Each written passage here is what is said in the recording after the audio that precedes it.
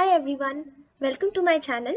आज हम लोग फंडामेंटल्स ऑफ ह्यूमन ज्योग्राफी, जो हमारी क्लास 12th की ज्योग्राफी बुक नंबर 1 है, उसका सेकंड चैप्टर पढ़ने वाले हैं। फर्स्ट चैप्टर ऑलरेडी मैं पढ़ा चुकी हूँ और उसका लिंक आपको ऊपर आई के बटन पे मिल जाएगा। आप वहाँ जाके वो वीडियो देख सकते हैं। आज नेक्स्ट चैप्टर है the world population, distribution, density and growth.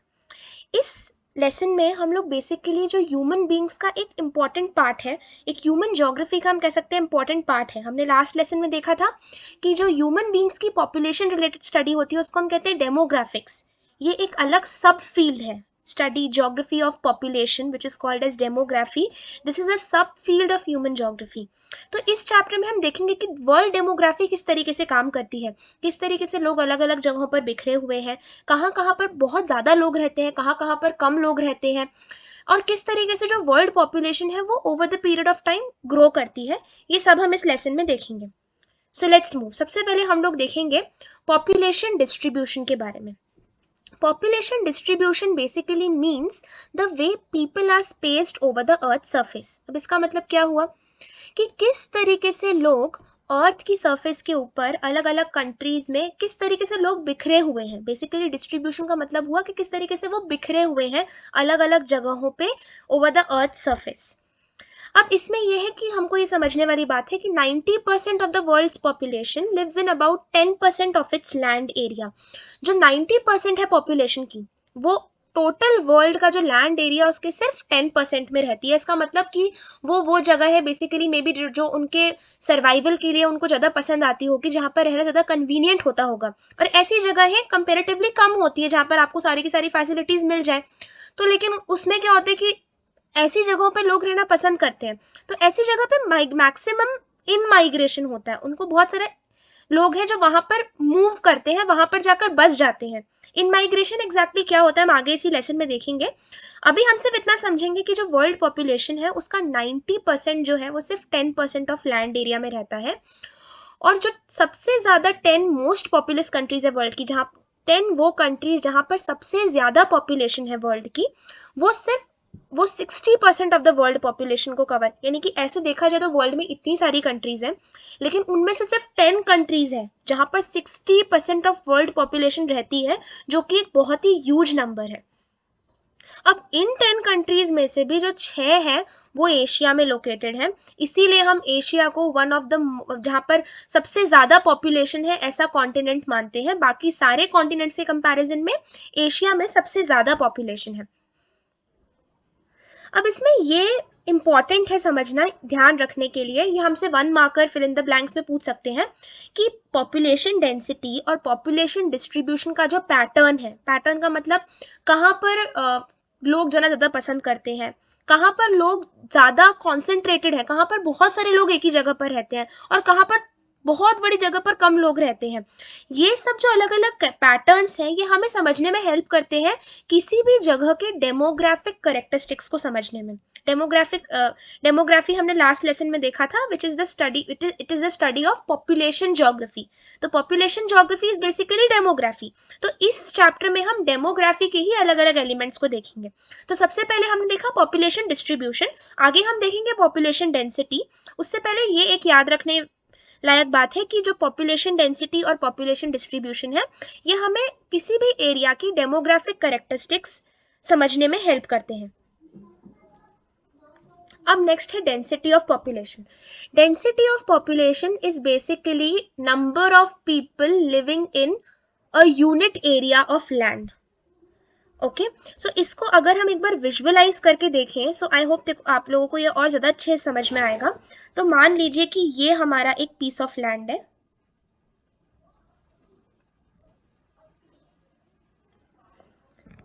अब इस पीस ऑफ लैंड को मान लीजिए हमने कुछ छोटे स्क्वायर्स में डिवाइड किया।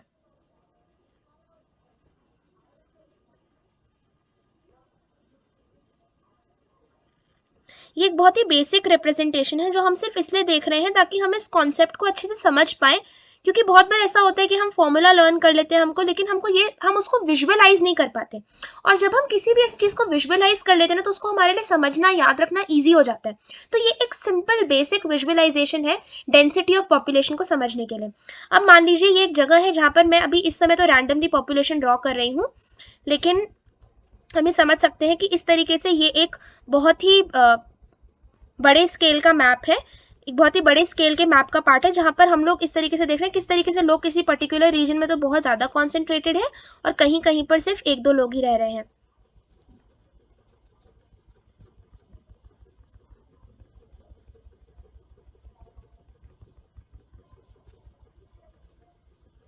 ऑलराइट, अब हमारे पास ये एक रेडी हो गया। अब हम अगर इसको देखें तो ये जो हमारे पास पार्ट है, यहाँ पर सबसे ज्यादा हमें डॉट्स दिख रहे हैं। अब अगर हम माने कि ये डॉट्स कुछ पर्टिकुलर अमाउंट ऑफ पॉपुलेशन को रिप्रेजेंट करते हैं, तो हम देखेंगे कि सबसे ज्यादा पॉपुलेशन हमको इस ब्लॉक में दिख रही है।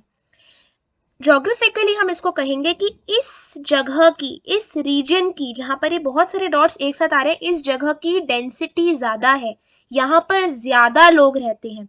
ऑन द कॉन्ट्ररी हम देखेंगे इस ब्लॉक में सिर्फ एक ही डॉट है। तो इसका मतलब क्या हुआ कि इस जगह की जो डेंसिटी है वो बहुत कम है। ठीक है, तो अब अगर हम इसका फॉर्मूला देखें तो हम ये समझेंगे कि density of population is basically total population upon total area. तो number of persons living in per square kilometre of land is called as density of population.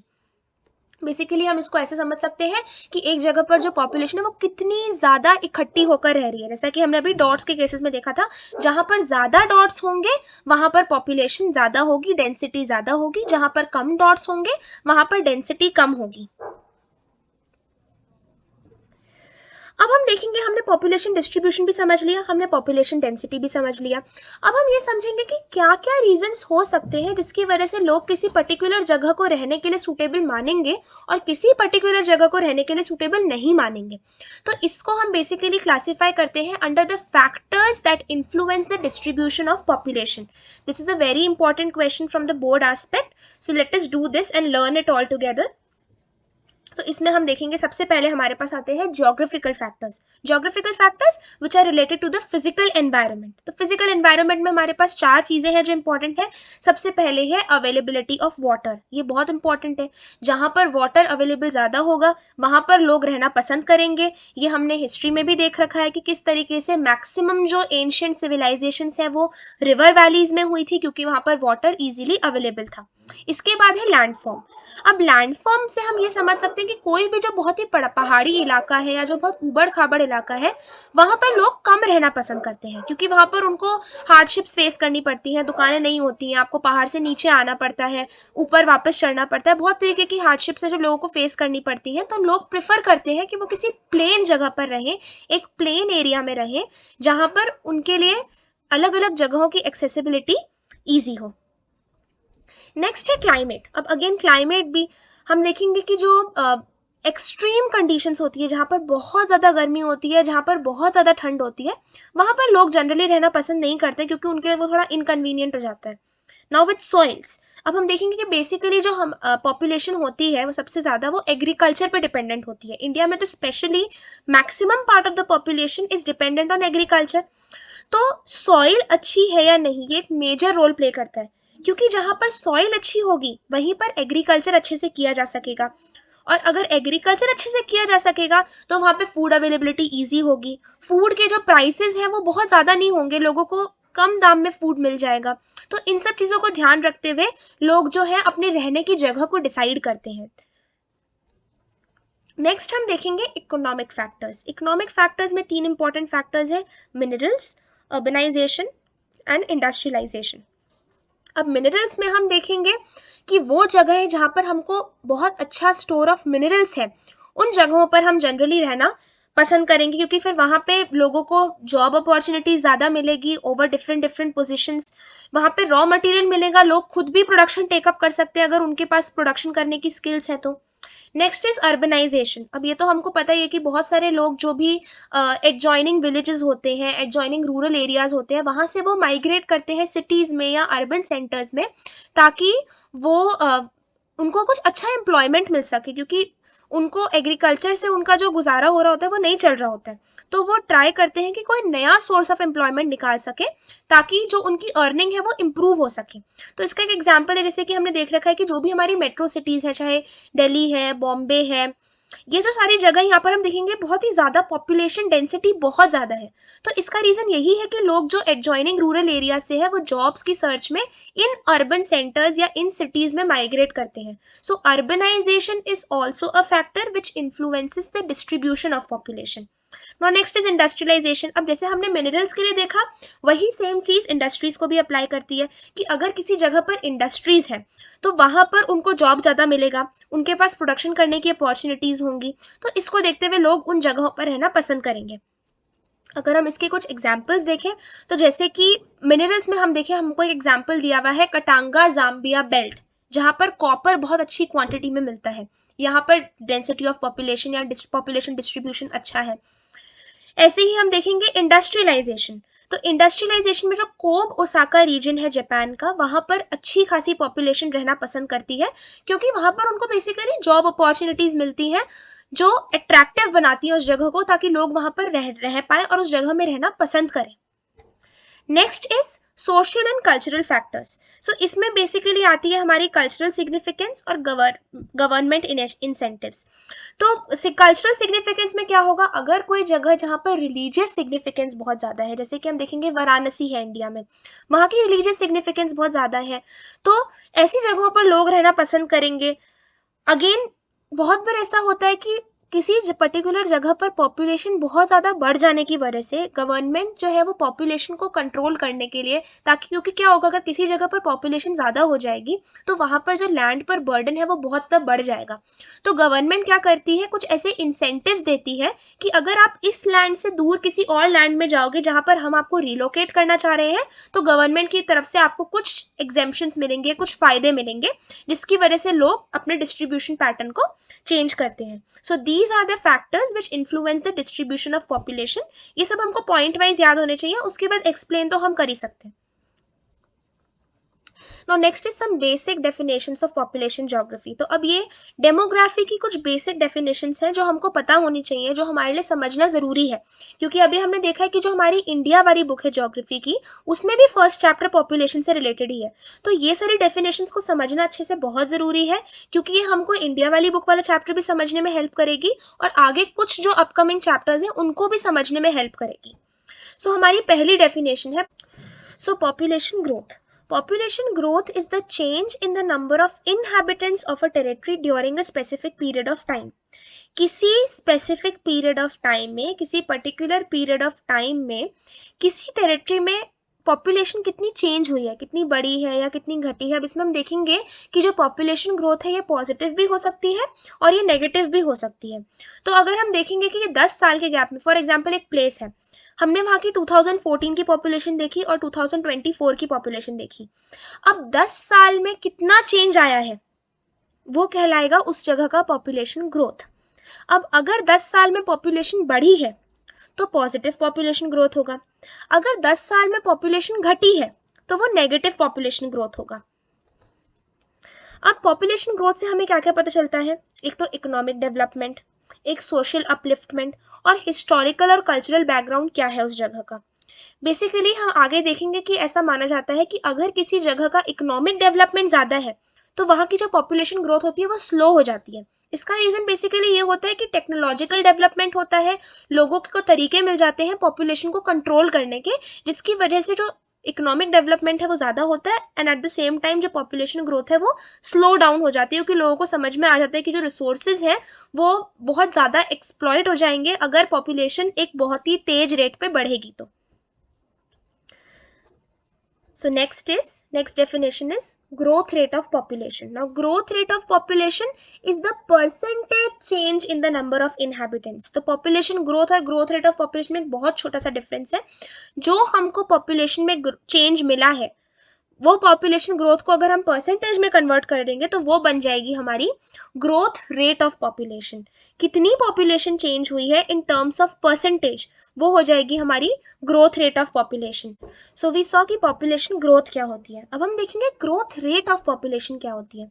तो बहुत सिंपल है, पॉपुलेशन ग्रोथ हमारे पास है, population growth is the difference. किसी जगह पर 2014 में इतनी पॉपुलेशन थी, 2024 में इतनी पॉपुलेशन थी। फॉर एग्जांपल हम मान लेते हैं 100 और 250। 2014 में 100 पॉपुलेशन थी, 2024 में जब हमने वापस कैलकुलेट की तो वो 250 हो गई। ये एक बहुत ही छोटा नंबर है, बट हम एक एग्जाम्पल के तौर पर ले रहे हैं। तो कितना पॉपुलेशन में चेंज हुआ? 250 माइनस 100 विच इज 150। तो 150 इज द पॉपुलेशन ग्रोथ। अब ये हमने देखा एब्सोल्यूट वैल्यू में। अब अगर हमको ग्रोथ रेट निकालनी है तो हम क्या निकाल देंगे? उसको हम परसेंटेज में कन्वर्ट कर देंगे। तो कुछ नहीं है, basically growth rate of population is population change in terms of percentage. Now third definition is natural growth of population. अब नेचुरल ग्रोथ कैसे हो सकती है पॉपुलेशन की? बर्थ और डेथ पे कितने लोग मर रहे हैं उनको हम माइनस कर देंगे कितने लोगों का जन्म हुआ उसमें से, तो हमको ये पता चल जाएगा कि एक्चुअल में कितना इंक्रीज हो रहा है पॉपुलेशन में। क्योंकि जहां पर अगर हम सिर्फ ये कैलकुलेट करेंगे कि कितने लोग ने जन्म लिया, तो कुछ लोग साथ ही साथ ऐसे भी तो है जिनकी डेथ हो रही है रोज। तो हम नेचुरल ग्रोथ निकालने के लिए, नेट ग्रोथ निकालने के लिए हम लोग बर्थ रेट में से डेथ रेट को, कितनी नंबर ऑफ बर्थ रही उसमें से कितनी नंबर ऑफ डेथ रही उसको माइनस कर देते हैं। तो हमको मिल जाता है कि नेचुरल ग्रोथ ऑफ पॉपुलेशन क्या है। So natural growth of population is births minus deaths. Now we'll see actual growth rate of population. अब natural और actual को अलग अलग करने की क्या जरूरत पड़ी? अब हम में से ऐसे बहुत लोग होते हैं जो जॉब अपॉर्चुनिटीज के रीजन से या हमारे फैमिली के साथ रहने के रीजन से या बहुत सारे रीजन से हम लोग एक जगह से दूसरी जगह माइग्रेट करते हैं। बट हमने पॉपुलेशन ग्रोथ की डेफिनेशन क्या देखी थी? change in number of inhabitants in a specific territory। तो स्पेसिफिक टेरिटरी तो चेंज हो गई। अगर हमने एक टेरिटरी से दूसरी टेरिटरी में माइग्रेट कर लिया तो उस टेरिटरी की पॉपुलेशन तो चेंज हो गई। तो इसीलिए हम लोगों ने actual growth rate of population का कॉन्सेप्ट निकाला, जहां पर हम लोग बर्थ माइनस डेथ तो लेते ही हैं जो नेचुरल ग्रोथ है, साथ ही साथ हम माइग्रेशन को भी कंसिडर करते हैं। राइट नाउ हम इतना समझ लेते हैं कि माइग्रेशन जो है वो बेसिकली एक मूवमेंट है from one place to another place. For example, अगर मैं प्लेस ए में रहती हूँ जहाँ पर मुझे जहाँ से मैं रीलोकेट करती हूँ अपने आप को प्लेस बी में, मैं इनिशियली प्लेस ए में रहती हूँ और थोड़े टाइम बाद मैं प्लेस बी में रहना शुरू कर देती हूँ, मैं वहां पर शिफ्ट हो जाती हूँ। तो क्या होगा? मैंने बेसिकली माइग्रेट किया प्लेस ए से प्लेस बी में। तो births minus deaths plus in migration minus out migration. अभी हम सिर्फ इस फॉर्मूला को एक बार बेसिक तरीके से समझ लेंगे, फिर इन माइग्रेशन आउट माइग्रेशन क्या होता है ये लेसन में हम आगे अच्छे से समझेंगे। The next definition is positive growth of population. अब पॉजिटिव ग्रोथ ऑफ पॉपुलेशन क्या होगी? जब हमारी जो बर्थ रेट है वो डेथ रेट से ज्यादा होगी।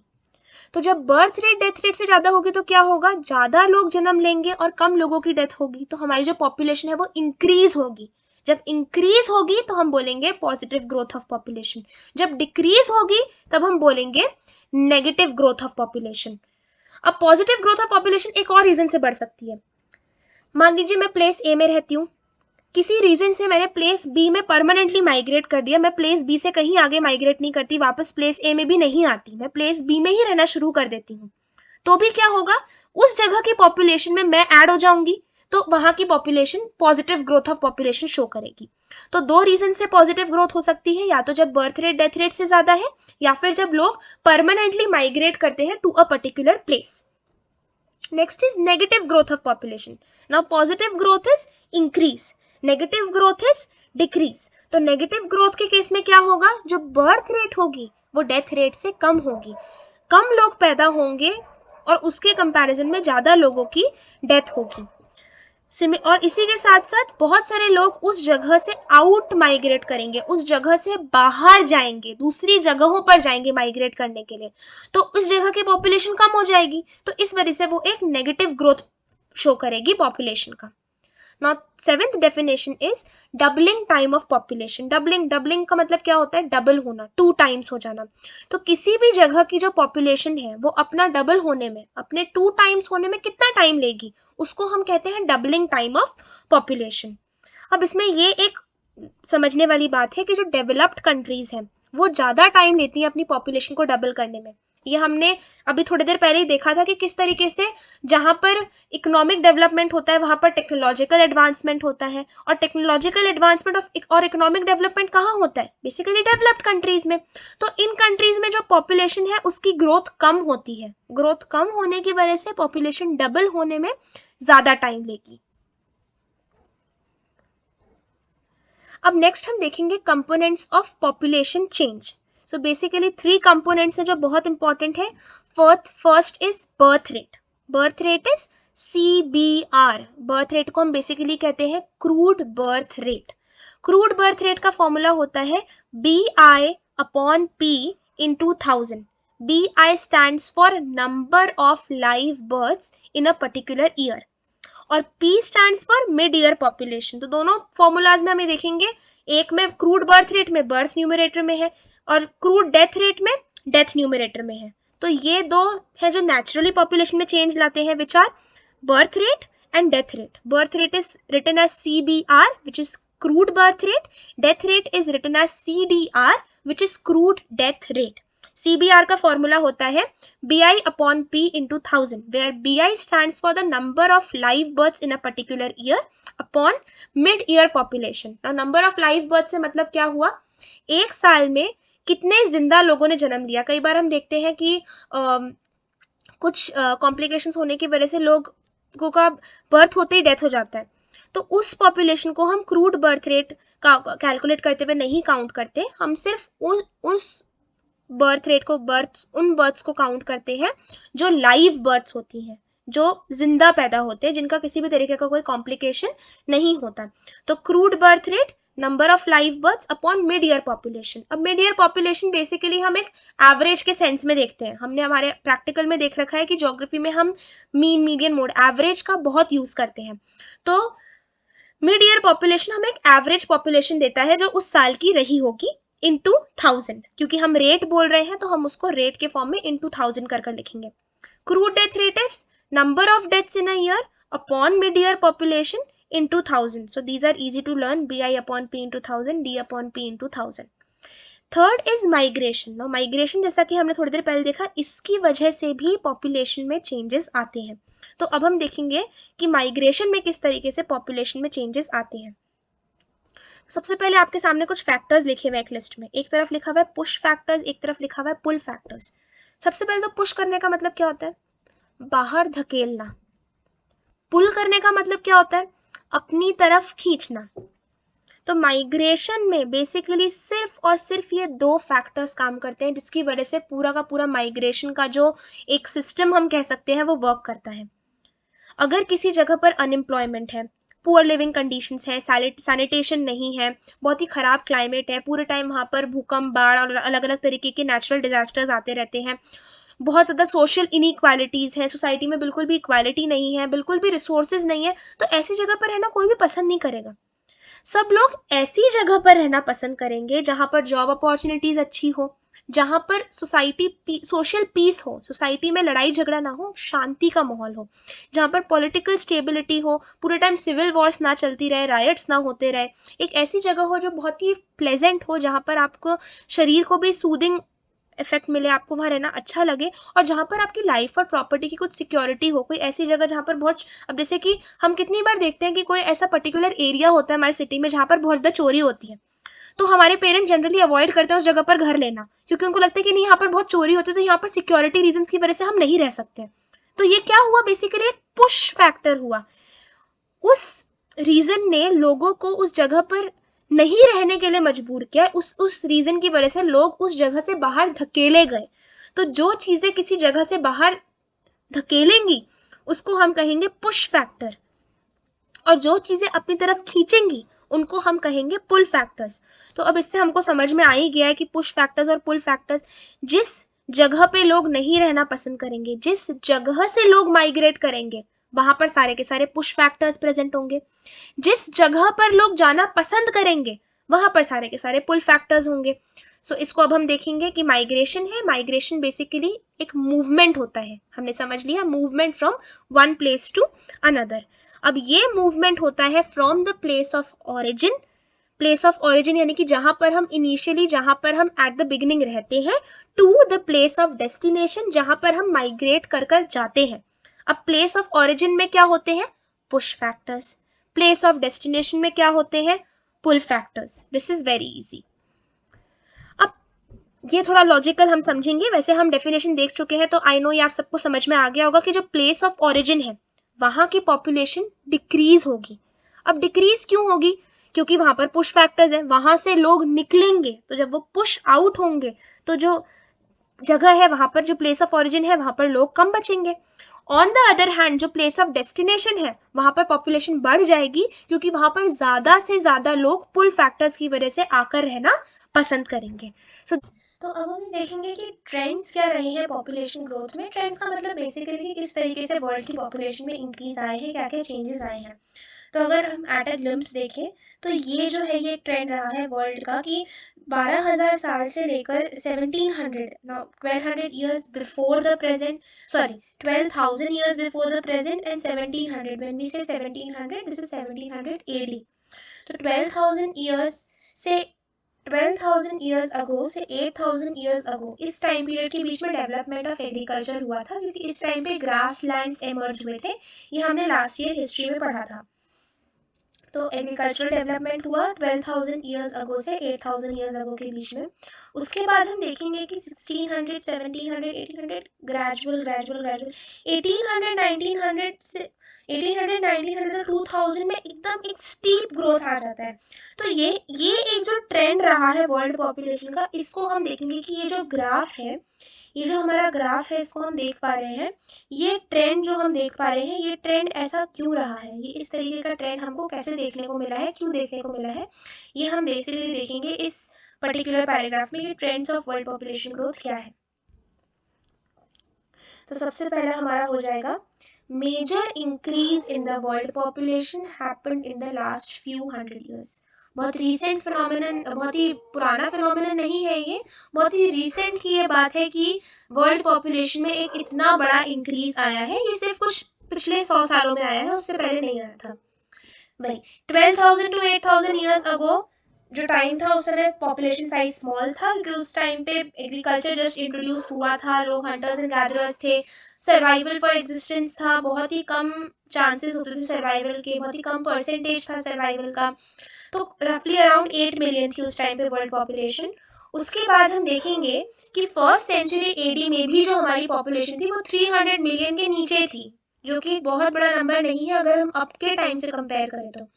इसके बाद जैसे जैसे वर्ल्ड पॉपुलेशन ट्रेड में एक्सपेंशन आया, पॉपुलेशन ग्रोथ की जो स्पीड है वो बढ़ने लग गई।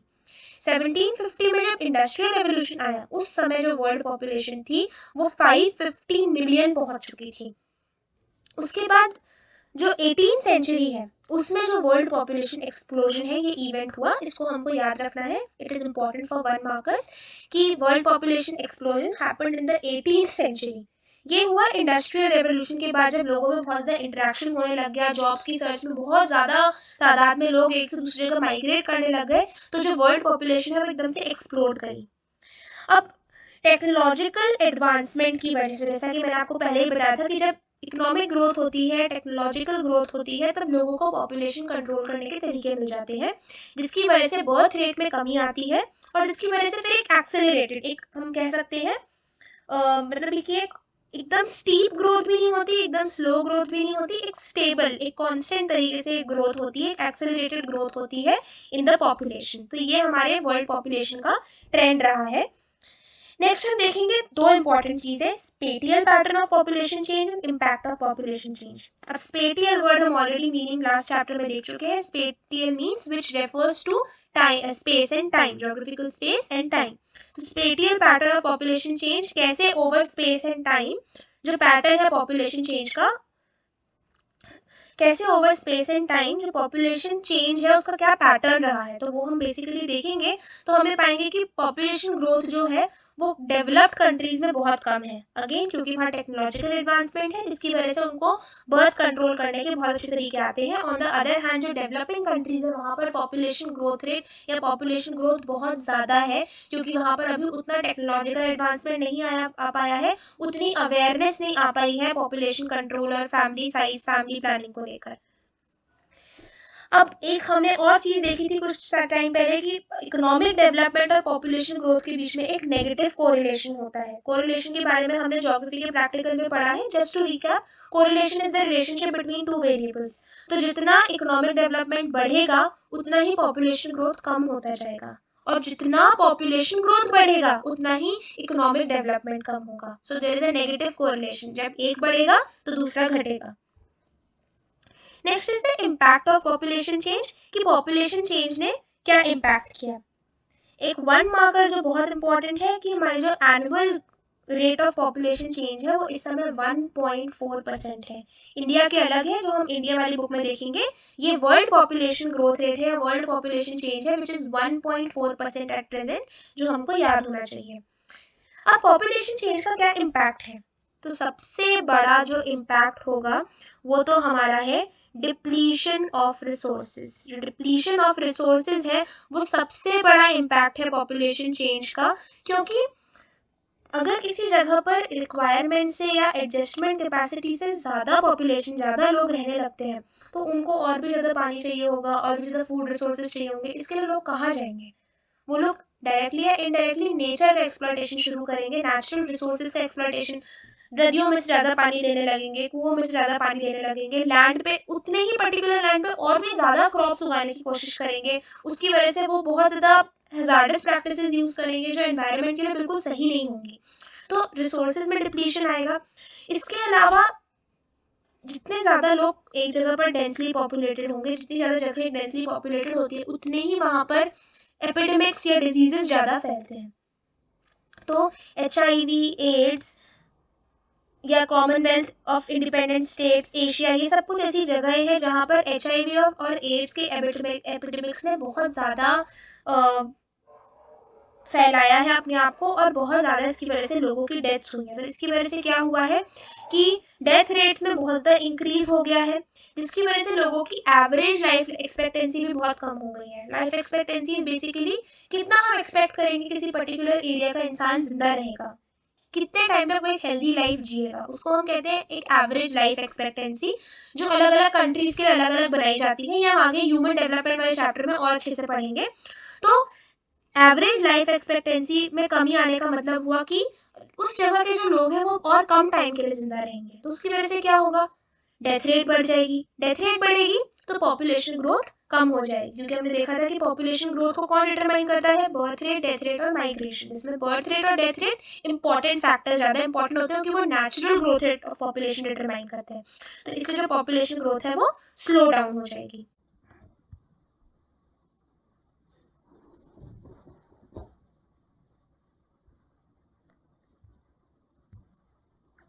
ऑलराइट, अब मैंने लेसन की बिगनिंग में आप लोगों को बताया था कि एक बहुत ही इम्पॉर्टेंट मॉडल है जो जोग्राफर्स यूज़ करते हैं किसी भी जोग्राफिकल टेरिटरी का क्या पॉपुलेशन ग्रोथ पैटर्न रहेगा उसको समझने के लिए, जिसको हम कहते हैं the theory of demographic transition. Now this theory basically says what would be the future population of an area. तो किसी हमने क्या किया, जोग्राफर्स ने एक पैटर्न को स्टडी किया over a period of time, उनने सर्वे और पैटर्न को स्टडी किया और एक कॉमन चीज़ें निकाली कि किस तरीके से किसी भी जगह की जो फ्यूचर पॉपुलेशन है वो ग्रो करती है, क्या उसका पैटर्न रहता है, क्या उसके कैरेक्टरिस्टिक्स रहते हैं, वो सब हम थ्योरी ऑफ डेमोग्राफिक ट्रांजिशन का जो मॉडल है, जो ग्राफ है, उसमें देखते हैं। अब ये बेसिकली एक 3 स्टेज्ड मॉडल है, यानी कि जो थ्योरी ऑफ डेमोग्राफिक ट्रांजिशन है ये किसी भी कंट्री का जो डेमोग्राफिक पीरियड है, जो डेमोग्राफिक्स है, जो पॉपुलेशन ग्रोथ है, उसको 3 पार्ट्स में डिवाइड करती है। First stage, second stage, third stage, जिसको हम फेज 1, फेज 2, फेज 3 भी कहते हैं। इसमें बेसिकली हमें कॉमन चीज़ जो देखते हैं वो क्या है कि जो पॉपुलेशन है वो रूरल और एग्रेरियन इकोनॉमी से मूव करती है to urban and industrial economy, जिसको हम कहते हैं डेमोग्राफिक ट्रांजिशन। डेमोग्राफी में या फिर पॉपुलेशन में शिफ्ट आना, शिफ्ट आने का मतलब बेसिकली उनकी चॉइसेस में शिफ्ट आना या उनके ऑक्यूपेशनल स्ट्रक्चर में शिफ्ट आना या उनकी प्रेफरेंसेस में शिफ्ट आना, इसको हम कहते हैं demographic transition, which says the society or the population moves from a rural and agrarian economy to an urban and industrial economy. तो इसमें अब हम देखेंगे कि थ्योरी ऑफ डेमोग्राफिक ट्रांजिशन में बेसिकली 3 फेजेस है। नाउ द फर्स्ट फेज और the first stage, इसमें क्या होता है, एग्रेरियन इकोनॉमी होती है। एग्रेरियन इकोनॉमी यानी कि mainly dependent on agriculture. Birth rate और डेथ रेट दोनों हाई होती हैं, जिसका मतलब कि फर्टिलिटी भी हाई है और मोर्टालिटी भी हाई है। फर्टिलिटी का मतलब कितने लोग जन्म ले रहे हैं, मोर्टालिटी का मतलब कितने लोग मर रहे हैं, कितने लोगों की डेथ हो रही है। तो हाई बर्थ है इसका मतलब हाई फर्टिलिटी है, हाई डेथ है इसका मतलब मोर्टालिटी भी ज्यादा है। तो इसका मतलब क्या हुआ, अगर बर्थ रेट भी ज़्यादा है और डेथ रेट भी ज़्यादा है तो इसका मतलब क्या हुआ कि जो इंक्रीज इन पॉपुलेशन है वो बहुत ही कम होगा। जो पॉपुलेशन ग्रोथ है, जो चेंज इन पॉपुलेशन है, वो बहुत ही कम, बहुत ही माइनर होगी। क्यों? क्योंकि बर्थ रेट भी ज़्यादा है और डेथ रेट भी ज़्यादा है। अब अगर आप सोचिए कि किसी साल में फॉर एग्जाम्पल किसी जगह पर 100 बच्चे जन्म ले रहे हैं और उसमें से 99 लोग मर जा रहे हैं, तो नेट एडिशन टू पॉपुलेशन कितना हुआ, 1, which is very less. On the other hand अगर कहीं की ओके हम ये नेक्स्ट स्टेज में देखेंगे ताकि किसी भी तरीके का कोई कंफ्यूजन ना हो। तो अभी हम सिर्फ ये देखेंगे कि फर्स्ट स्टेज में डेथ रेट भी ज़्यादा है और बर्थ रेट भी ज़्यादा है। इसकी वजह से क्या हो रहा है कि जो नेट एडिशन है, जो पॉपुलेशन ग्रोथ है, वो बहुत ही कम है। Now next is that the population growth is slow, ये हमने ऑलरेडी देखा ग्राफ से। People reproduce more to compensate for deaths. अब इस टाइम पे क्या है, उनको ज़्यादा पीपल जो है वो रिप्रोड्यूस करेंगे, ज़्यादा बच्चे पैदा करेंगे ताकि जो डेथ्स इतनी ज़्यादा हो रही हैं, इतने ज़्यादा डिजीजेस फैल रहे हैं, क्योंकि जो पुराना टाइम होगा बेसिकली ये हम प्रिमिटिव सोसाइटीज़ की बात कर रहे हैं जहाँ पर एग्रेरियन इकोनॉमी होती है, जहाँ पर लोग ज़्यादा बड़ी बड़ी फैमिलीज प्रेफर करते हैं, क्योंकि उस समय डेथ रेट बहुत ज़्यादा होती है। आप खाना नहीं मिलने की वजह से मर सकते हो, आप कोई डिजीज स्प्रेड हो गया उसकी वजह से मर सकते हो। तो लोगों को अपनी फैमिली को सस्टेन करके रखने के लिए, अपने आप को सस्टेन करके रखने के लिए ज़्यादा बच्चे चाहिए होते हैं, ताकि अगर उसमें से कुछ मर भी जाए तो भी कुछ जिंदा रहे उस फैमिली को आगे बढ़ाने के लिए। Next is low life expectancy. Now why low life expectancy? Because agrarian economy है, बिल्कुल primitive economy है, टेक्नोलॉजिकल डेवलपमेंट बहुत ही कम है। तो इस वजह से क्या होगा कि लोग डायरेक्टली नेचर पर डिपेंडेंट होंगे, तो किसी भी तरीके की कोई भी कैलामिटी आएगी, कोई भी बीमारी फैलेगी, कोई भी एपिडेमिक आएगा, अगर उनको खाना भी नहीं मिलेगा तो भी उनकी डेथ हो जाएगी, जिसकी वजह से लाइफ एक्सपेक्टेंसी, जीने का जो एक उम्मीद है वो थोड़ी कम होगी। Next is if the people are illiterate. अब ये तो है, अगर टेक्नोलॉजिकल डेवलपमेंट नहीं है, अवेयरनेस नहीं है, अगर आपको फूड के लिए ही रोज हंट करने जाना पड़ रहा है, तो फिर आप आगे एजुकेशन वगैरह तो बहुत दूर की बात हो गई, आप फिर सबसे पहले फूड को इंपॉर्टेंस दोगे। तो पीपल उस समय इललिटरेट हैं, इसकी वजह से जो टेक्नोलॉजिकल डेवलपमेंट है वो भी बहुत कम है। अब प्रेजेंट वर्ल्ड में इसके कौन से एग्जाम्पल्स हैं, तो इसमें बेसिकली बांग्लादेश की कुछ रेन फॉरेस्ट ट्राइब्स हैं, बांग्लादेश की कुछ रेन फॉरेस्ट ट्राइब्स हैं जो हमको देखने को मिली हैं, जहां पर जो अभी भी स्टेज 1 में है डेमोग्राफिक ट्रांजिशन की। अब हम आएंगे स्टेज 2 में। स्टेज 2 का मतलब क्या हुआ, बेसिकली सोसाइटी थोड़ी डेवलप हो गई। जब थोड़ी डेवलप हुई तो क्या हुआ, स्टेज 2 में फर्टिलिटी तो हाई रही, यानी कि बर्थ तो बहुत ज़्यादा होती रही, लेकिन धीरे धीरे कर जो बर्थ रेट है वो डिक्लाइन होने लगी। अब डिक्लाइन क्यों होने लगी, जैसे जैसे जो जगह है वो प्रोग्रेस करेगी, टेक्नोलॉजिकल एडवांसमेंट होगा, लोगों में अवेयरनेस आएगी, लोग लिटरेट हो जाएंगे, तो उनको फैमिली प्लानिंग की इंपॉर्टेंस समझ में आएगी और वो पॉपुलेशन को कंट्रोल करने लगेंगे। इस वजह से क्या होगा, इनिशियली बिगिनिंग में जो बर्थ रेट होगी वो हाई होगी, लेकिन धीरे धीरे करके जो बर्थ्स है वो कम होने लग जाएंगी। On the other hand mortality rate एकदम नीचे गिर जाएगी, क्योंकि लोगों में अवेयरनेस आ जाएगी, हेल्थ और सैनिटेशन कंडीशंस जो है वो इम्प्रूव हो जाएगी। तो अब अगर हम इस ग्राफ में देखेंगे, यहाँ पर अगर हम देखेंगे तो ये हमारा सेकेंड स्टेज है, ये जो पर्टिकुलर ब्लॉक है ये हमारा सेकेंड स्टेज है। यहाँ हम क्या देख रहे हैं, यहाँ पर एक्सपैंडिंग पॉपुलेशन है। एक्सपैंडिंग पॉपुलेशन क्यों, क्योंकि हम देखेंगे कि जो बर्थ रेट है वो इनिशियली बहुत हाई है और धीरे धीरे कर जो बर्थ रेट है ये कम होती जा रही है। ऑन द अदर हैंड जो डेथ रेट है वो एकदम से नीचे गिर गई because of improvement in sanitation and health care facilities. इसकी वजह से क्या होगा, birth rate minus death rate, जब हम पॉपुलेशन ग्रोथ को कैलकुलेट करेंगे तो पॉपुलेशन ग्रोथ हमें बहुत अच्छी खासी दिखेगी। ये जो पूरा का पूरा डिफरेंस आ रहा है इन ग्राफ में, this is basically the natural increase in population और the natural growth in population, जिसके बारे में हमने थोड़ी देर पहले पढ़ा था।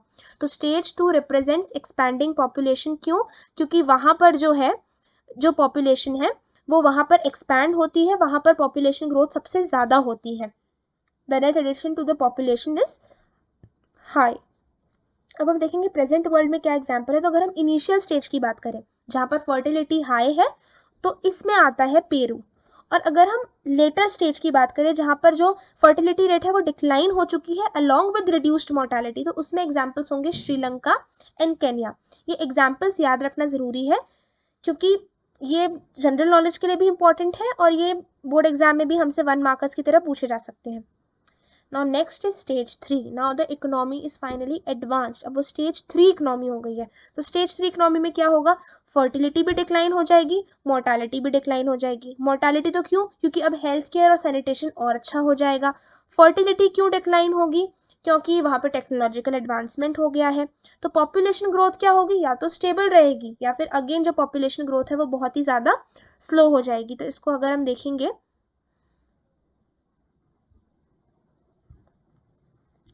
यहाँ पर अगर हम देखेंगे तो जो हमारी पॉपुलेशन ग्रोथ है वो अगेन लो फ्लक्चुएटिंग पॉइंट में आ जाती है। यहाँ पर भी हम देखेंगे जो गैप है वो बहुत ही कम है और इसका बेसिकली रीजन ये है कि यहाँ पर बर्थ रेट भी बहुत कम हो गई है और यहाँ पर डेथ रेट भी बहुत कम हो गई है, जिसकी वजह से पॉपुलेशन या तो स्टेबल है और या बहुत ही धीरे धीरे बढ़ रही है, ग्रो कर रही है।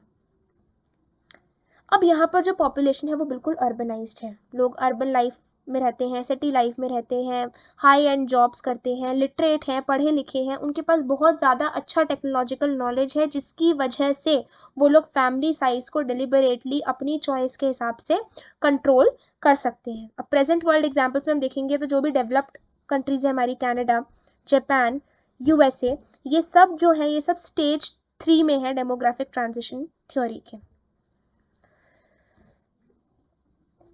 तो ये हमारा पूरा डेमोग्राफिक ट्रांजिशन थ्योरी का ग्राफ है। अगर हम इस ग्राफ को समझने की कोशिश करते हैं और इस ग्राफ को अच्छे से समझ लेते हैं तो हम डेमोग्राफिक ट्रांजिशन को बहुत इजीली याद रख सकते हैं। तो हम यहाँ पर अगर एक बार समझे तो इनिशियली हमने क्या देखा कि इनिशियली स्टेज 1 जो है यहाँ पर बर्थ रेट भी बहुत ज़्यादा है और डेथ रेट भी बहुत ज़्यादा है। तो जब हम दोनों का नेट निकालेंगे, जब हम डिफरेंस निकालेंगे, पॉपुलेशन ग्रोथ निकालेंगे तो वो बहुत ही कम आएगी। सेकेंड स्टेज में क्या होगा, बर्थ रेट इनिशियली तो बहुत ज़्यादा रहेगी लेकिन जो मोर्टेलिटी रेट है, जो डेथ रेट है वो एकदम से गिर जाएगी क्योंकि हेल्थ और सैनिटेशन में बहुत इंप्रूवमेंट आ जाएगा, जिसकी वजह से जो नेचुरल इंक्रीज इन पॉपुलेशन है वो अच्छा खासा आ जाएगा। इसलिए हम स्टेज 2 को कहते हैं एक्सपैंडिंग। अब स्टेज 3 में क्या होगा, लो फ्लक्चुएशंस होंगे। क्यों, क्योंकि जो पॉपुलेशन ग्रोथ है वो या तो स्टेबल हो गई है या स्लो हो गई है, क्योंकि जो लोग हैं वो अर्बनाइज्ड है, उनके पास अच्छा टेक्नोलॉजिकल नॉलेज है, जिसकी वजह से जो पॉपुलेशन ग्रोथ है वो बहुत ही ज़्यादा कम है। स्टेज 1 के एग्जाम्पल्स है Bangladesh rain forest tribes, stage 2 का इनिशियल स्टेज का एग्जाम्पल है पेरू और लेटर स्टेज का एग्जाम्पल है श्रीलंका और केन्या, और स्टेज 3 का जो एग्जाम्पल्स है वो है कनाडा, जापान एंड यूएसए। अब हम नेक्स्ट देखेंगे कि पॉपुलेशन किस तरीके से कंट्रोल करी जा सकती है। तो बेसिकली फैमिली प्लानिंग। तो फैमिली प्लानिंग क्या है कि हम जो चिल्ड्रन है उसकी बर्थ को रिस्ट्रिक्ट करें ताकि हमारे पास उतनी ही फैमिली हो जिसको हम प्रोवाइड करवा पाए नेचुरल रिसोर्सेज को यूज करके, जिसके लिए हमको नेचुरल रिसोर्सेज को एक्सप्लॉइट ना करना पड़े। अब पॉपुलेशन ग्रोथ को कंट्रोल करने के लिए सबसे ज़्यादा सिग्निफिकेंट जो है वो है विमेन हेल्थ को इम्प्रूव करना। अगर विमेंस की हेल्थ अच्छी होगी, अगर विमेंस हेल्थ अच्छी होगी, उनको एजुकेशन अच्छा मिलेगा, उनमें अवेयरनेस होगी, तो पॉपुलेशन ग्रोथ कंट्रोल करना इजी हो जाएगा। तो इसके कुछ तरीके क्या होंगे कि गवर्नमेंट इसका प्रोपेगेंडा करे, लोगों को इसके बारे में अवेयर करे, कॉन्ट्रासेप्टिव्स इजीली अवेलेबल हो ताकि इस टेक्नोलॉजी को यूज़ कर जो पॉपुलेशन है, पॉपुलेशन कंट्रोल है, जो फैमिली प्लानिंग है वो करी जा सके। साथ ही साथ जो बहुत बड़ी फैमिलीज हैं उनके लिए कुछ टैक्स डिसइंसेंटिव्स होते हैं ताकि वो लोग रिफ्रेन करें, बचे अपनी फैमिली को बहुत बड़ा करने से, ताकि उनको किस तरीके का कोई नुकसान ना हो। तो गवर्नमेंट क्या करती है, उनको डिसइंसेंटिव देती है, tax disincentive for having a very large family. इससे क्या होता है, पॉपुलेशन कंट्रोल करने में हमको मदद मिलती है। तो बेसिकली हम ऐसा क्यों करना पड़ रहा है, तो इसका रीजन हमें दिया है थॉमस माल्थस ने। थॉमस माल्थस ने कहा था कि किसी भी जगह पे जो नंबर ऑफ पीपल है वो वहाँ के सप्लाई से ज़्यादा जल्दी बढ़ेंगे, यानी कि किसी जगह पर नेचुरल रिसोर्सेज की जितनी सप्लाई है उससे ज़्यादा जल्दी वहाँ की पॉपुलेशन ग्रो करेगी। और अगर इससे थोड़ा सा भी ज़्यादा इंक्रीज हुआ तो जो इकोनॉमी है, जो ज्योग्राफी है, जो इकोलॉजिकल बैलेंस है वो क्रैश हो जाएगा, पॉपुलेशन क्रैश हो जाएगा, जिसकी वजह से और ज़्यादा प्रॉब्लम्स क्रिएट होंगी। और ये सब कैसे क्रैश होगा, कैसे ये प्रॉब्लम्स आएंगे, in the form of famine, in the form of disease, in the form of war. तो ये कुछ तरीके होते हैं नेचर के अगेन बैलेंस करने के। जैसे हमने ज्योग्राफी में लास्ट ईयर एक बहुत ही ब्यूटीफुल चीज देखी थी कि किस तरीके से एक रिवर जो है वो इरोजन और डिपोजिशन का काम एट द सेम टाइम करती है। तो नेचर का ये एक क्वालिटी है कि वो अप्स एंड डाउन्स को बैलेंस करता रहता है। तो फेमाइन, डिजीजेस, वॉर्स, ये सब कुछ तरीके होते हैं नेचर के कि अगर बहुत ज़्यादा पॉपुलेशन, जो होल्डिंग कैपेसिटी है, जो सप्लाई है, अगर उससे बहुत ज़्यादा बढ़ गई है और नेचर का बहुत ज़्यादा एक्सप्लॉइटेशन हो रहा है, तो famine, disease, Wars, climatic problems, issues और जो डिजास्टर्स हैं, ये सब आते हैं ताकि जो पॉपुलेशन है वो बैलेंस की जा सके। इसलिए इस सब को प्रिवेंट करने के लिए ही बहुत ज़रूरी है कि पहले से ही पॉपुलेशन कंट्रोल मेजर्स लिए जाएं, ताकि ऐसी प्रॉब्लम्स जो हमारी पॉपुलेशन है उसको आगे फेस ना करनी पड़े। आई होप आपको ये लेसन अच्छे से समझ में आ गया होगा।